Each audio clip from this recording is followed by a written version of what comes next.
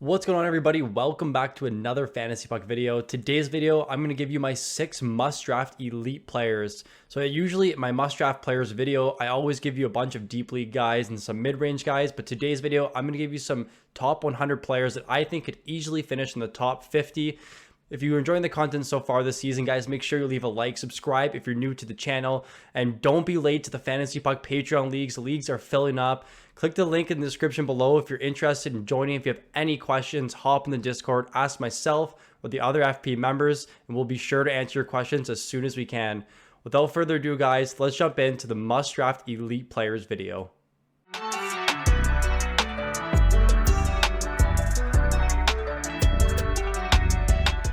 The first player for this video, Andrei Svechnikov of the Carolina Hurricanes. Early indications state that he will be healthy, he will be ready for the start of the season, and that gets me so excited because that's really not priced into his ADP right now. Svechnikov last season, especially in leagues with hits, was going around top 30, and he's fallen all the way to ADP 80. This is a very similar situation to what we saw with Braden Point, who had that really bad injury in the Toronto series. And then people didn't really know what was going to happen to start training camp. And his ADP fell a ton. And then he ended up being one of the best players in the league last season. Now, do I think Svechnikov has that 50-plus goal upside? No. But he does have an extremely high floor, given he has over 200 shots and over 170 hits in our projections right now. He is one of the better players in the league on one of the best teams in the league. And that's kind of what I look for. When players are on a team that's going to be dominating the offensive zone a lot, like Carolina will, then their players are all going to flourish.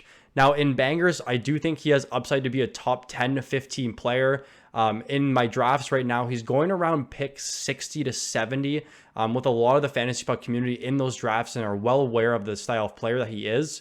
And we have him projected to be the 28th best fantasy points per game player in standard Yahoo leagues right now, which is way above where he's going in drafts. He's falling heavily. He should be a top 20 player in most leagues this season, depending on the outcome. And if he can stay healthy, definitely a player to watch early in training camp to see if he's skating, if he's playing. But if he does, you know he's going to be top 6. You know he's going to be power play 1 with solid minutes on a great Carolina Hurricanes team. I want Andrei Svechnikov at this discount at ADP 80. The next must-draft elite player for this video, and you may have seen him in my must-draft centers video, Aleksander Barkov of the Florida Panthers. It was a really weird year for Barkov last season. He just couldn't stay healthy. I have him in my big keeper league, and I just really couldn't get 4, 5, 6 games in a row from him. But when he played, he was so good for me, and we saw how good he was in playoffs. He's one of the most dominant centers in the entire NHL. And Florida really gives him every single opportunity to flourish while playing 21 plus minutes per night in high leverage situations, power play 1 situations. He's just the go-to guy there alongside Matt Tkachuk, who had a great season last year.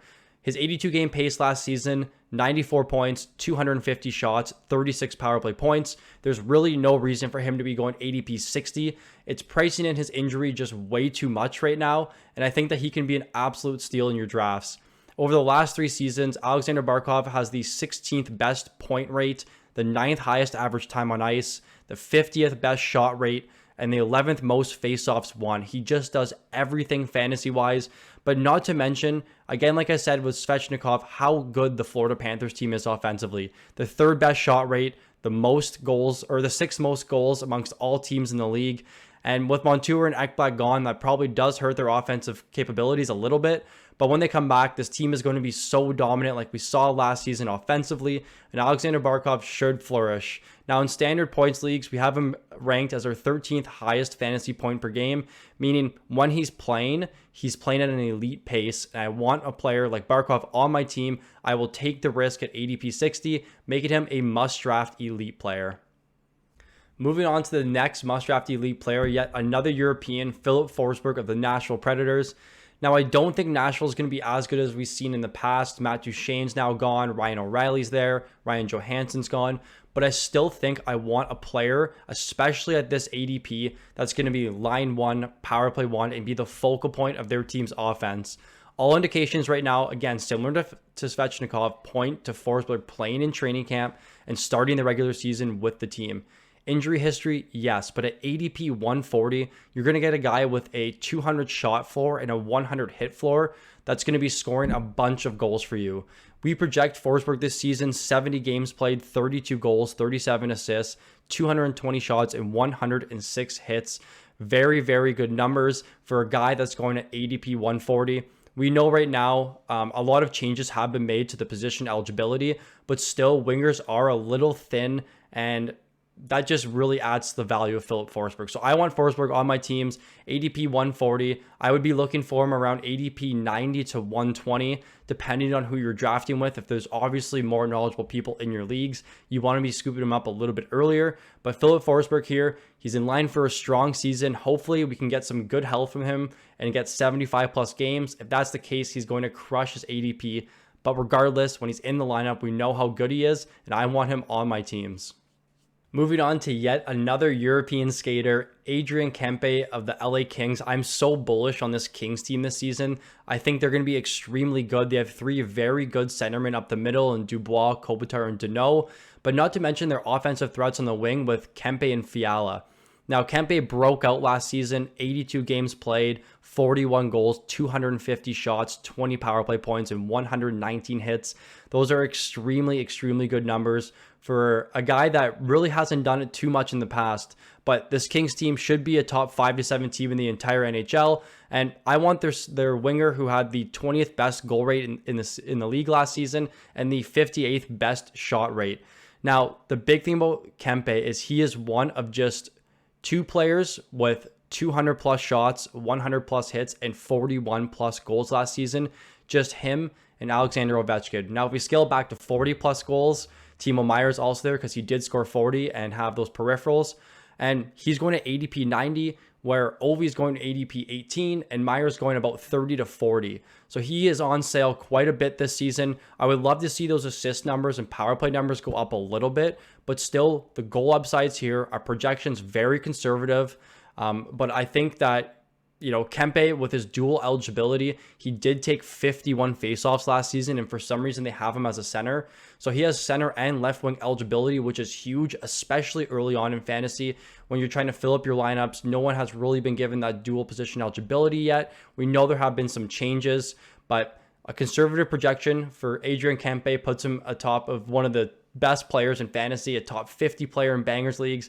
I want Kempe on my teams. I love this LA Kings team. I think he's going to have a great season this year. His floor is high and his upside is even higher. Another player that I think is on sale big time this season that could be in for a very strong season, especially with the Alexander Ovechkin goal race this year, is John Carlson of the Washington Capitals. He's currently ADP 95 and is the 17th defenseman off the board after being a top 3 to 5 defenseman over the last 3 seasons. Last year was the worst season of his career since 2013 with a 1.9 points per 60 and an 8.0 shots per 60.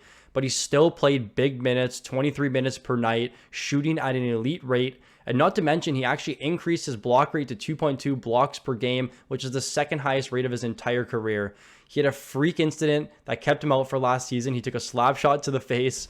And this reminds me a ton of what we saw with Dougie Hamilton 2 years ago, where he broke his jaw, he came back, he just wasn't good with the Devils in his first season, and then had a complete 180 season. It was one of the top fantasy defensemen last year. So since 2020, John Carlson amongst defensemen has the 5th best point rate and the 14th best shot rate. Yet he's defenseman 17 off the board, and not to mention how good he is on the power play. He's an elite offensive defenseman with really no one to step in and take his role. Do I think Sandin will take his role? Absolutely not. John Carlson is a 25-minute per night defenseman that has done it for the last 5 seasons. They're not going to really change up that power play. We have him currently as our defenseman 11, and he's going as defenseman 17 right now, making him one of the top picks amongst defensemen in all of fantasy. Finally, guys, to conclude this video, we have Johnny Gaudreau of the Columbus Blue Jackets. I'm seeing so many people bullish on this Columbus Blue Jackets team, and you've kind of convinced me. They have David Jiricek, a top prospect, coming up this season. Adam Fantilli has been lighting up training camp with the early looks right now. Hopefully, we have Werenski back, Line A healthy. There's a lot to like for this team. Ken Johnson's a year older. They just have so many pieces similar to the Devils, but it's hard to compare them to the Devils. But so many pieces that can make them a very good team. And Johnny Gaudreau is a very good player that's going completely overlooked in drafts right now. Over the last 3 seasons, he has the 10th most points, 238 points in 218 games. But the big thing with Gaudreau is he really has no health concerns in his career. He's only missed 2 games in the last 3 years, and that includes the COVID-19 year. So with no Werenski last season, no Laine, Gaudreau still put up 74 points, 220 shots, and 24 power play points.